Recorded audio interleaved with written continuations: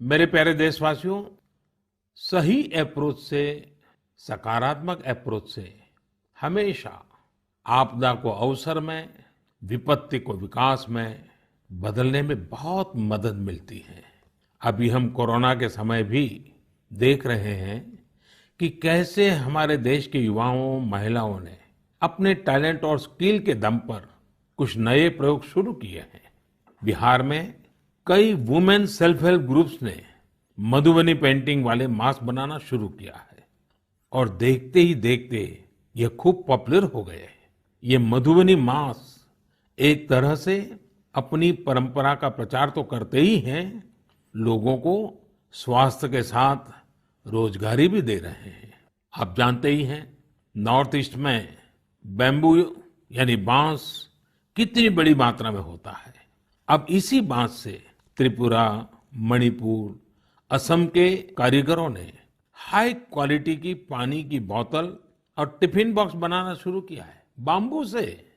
आप अगर इनकी क्वालिटी देखेंगे तो भरोसा नहीं होगा कि बांस की बोतलें भी इतनी शानदार हो सकती हैं और फिर ये बोतलें इको फ्रेंडली भी हैं। इन्हें जब बनाते हैं तो बांस को पहले नीम और दूसरे औषधीय पौधों के साथ उबाला जाता है। इससे इनमें औषधीय गुण भी आते हैं। छोटे छोटे स्थानीय प्रोडक्ट से कैसे बड़ी सफलता मिलती है, इसका एक उदाहरण झारखंड से भी मिलता है। झारखंड के बिशुनपुर में इन दिनों 30 से ज्यादा समूह मिलकर के लेमन ग्रास की खेती कर रहे हैं। लेमन ग्रास 4 महीनों में तैयार हो जाती है और उसका तेल बाजार में अच्छे दामों में बिकता है। इसकी आजकल काफी मांग भी है। मैं देश के 2 इलाकों के बारे में भी बात करना चाहता हूं। दोनों ही एक दूसरे से सैकड़ों किलोमीटर दूर है और अपने अपने तरीके से भारत को आत्मनिर्भर बनाने के लिए कुछ हटकर के काम कर रहे हैं। एक है लद्दाख और दूसरा है कच्छ। लेह और लद्दाख का नाम सामने आते ही खूबसूरत वादियां और ऊंचे ऊंचे पहाड़ों के दृश्य हमारे सामने आ जाते हैं। ताजी हवा के झोंके महसूस होने लगते हैं। वहीं कच्छ का जिक्र होते ही रेगिस्तान, दूर दूर तक रेगिस्तान, कहीं पेड़ पौधा भी नजर ना आए, ये सब हमारे सामने आ जाता है। लद्दाख में एक विशिष्ट फल होता है जिसका नाम चूली या एप्रिकॉट यानी खुबानी है। ये फसल इस क्षेत्र की इकोनॉमी को बदलने की क्षमता रखती है।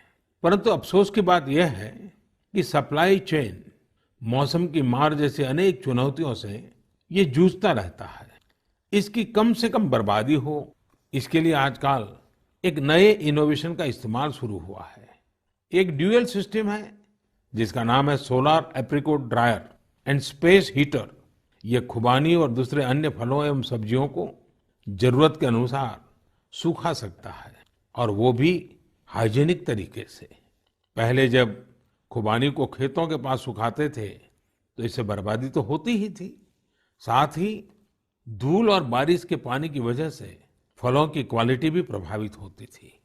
दूसरी ओर आजकल कच्छ में किसान ड्रैगन फ्रूट्स की खेती के लिए सराहनीय प्रयास कर रहे हैं। बहुत से लोग जब सुनते हैं तो उन्हें आश्चर्य होता है, कच्छ और ड्रैगन फ्रूट्स, लेकिन वहां आज कई किसान इस कार्य में जुटे हैं। फल की गुणवत्ता और कम जमीन में ज्यादा उत्पाद को लेकर काफी इनोवेशन किए जा रहे हैं। मुझे बताया गया है कि ड्रैगन फ्रूट्स की लोकप्रियता लगातार बढ़ रही है। विशेषकर नाश्ते में इस्तेमाल काफी बढ़ा है। कच्छ के किसानों का संकल्प है कि देश को ड्रैगन फ्रूट्स का आयात न करना पड़े। यही तो आत्मनिर्भरता की बात है। साथियों, जब हम कुछ नया करने का सोचते हैं, इनोवेटिव सोचते हैं, तो ऐसे काम भी संभव हो जाते हैं जिनकी आम तौर पर कोई कल्पना नहीं करता। जैसे कि बिहार के कुछ युवाओं को ही लीजिए। पहले सामान्य नौकरी करते थे।